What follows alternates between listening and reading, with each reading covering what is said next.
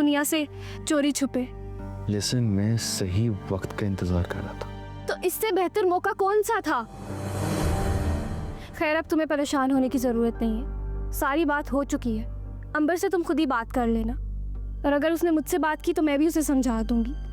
अगर दो लोग एक दूसरे के साथ खुश नहीं हैं तो साथ रहने का क्या फायदा है? ठीक है, तुम्हारी बात समझ रहा हूँ मैं।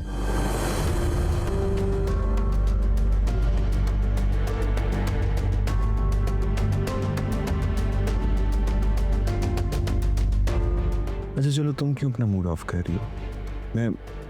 मैं काम करता हूँ, मैं अभी घर जाता हूँ, चेक करता हूँ कि क्या सूरत हाल है, और फिर देखता हूँ मैं क्या कर सकता हूँ। ठीक है, चलती हूँ मैं। अब तुम सोच लेना कि तुमने क्या करना। मैंने जो करना था वो मैंने कर दिया। Good bye.